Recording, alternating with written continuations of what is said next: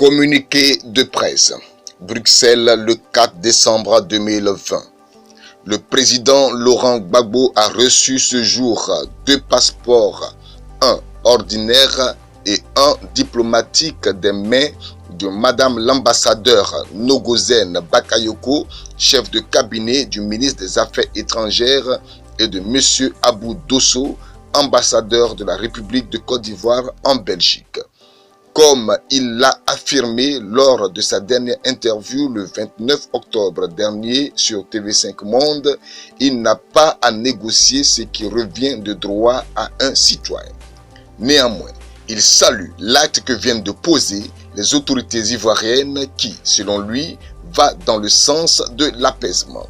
Toutefois, à la lumière des récents événements qui ont endeuillé la Côte d'Ivoire, l'obtention de son passeport est un épiphénomène.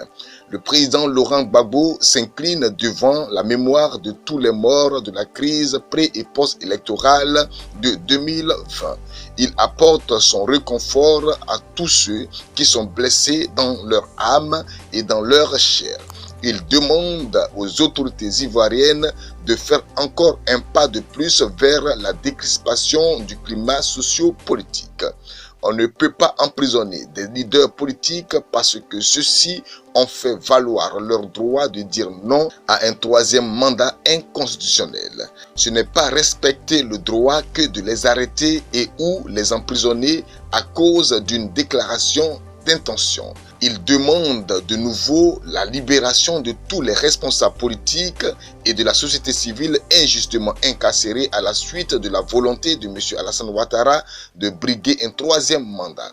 L'arrestation récente de ces personnes ne devrait pas nous faire oublier que depuis plusieurs années, des députés et des milliers de civils croupissent encore dans les geôles ivoiriens.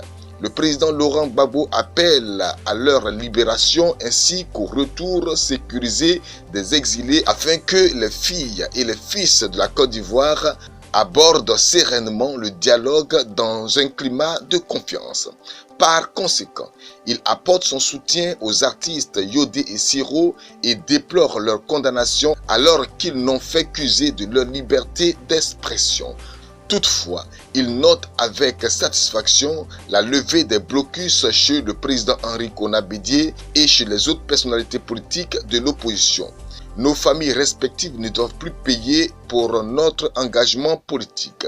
Ayant maintenant son passeport, il envisage de rentrer en Côte d'Ivoire au cours du mois de décembre 2020 et a désigné à cet effet le ministre Assoa Adou, secrétaire général du FPI, pour approcher les autorités compétentes afin d'organiser son retour dans la quiétude conformément à son statut d'ancien président de la République. Il rend hommage à son ami ex-président ghanéen Feu Gary John Rawlings. Enfin, le président Laurent Gbagbo remercie toutes les personnes à travers le monde, en particulier les Africains qui se sont mobilisés pour sa cause aux côtés des Ivoiriens. Il adresse son infinie reconnaissance à la diaspora qui lui a tenu compagnie pendant toutes ces années de détention. Pour le président Laurent Gbagbo, Maître Abiba Touré, avocat près la Cour d'appel de Paris.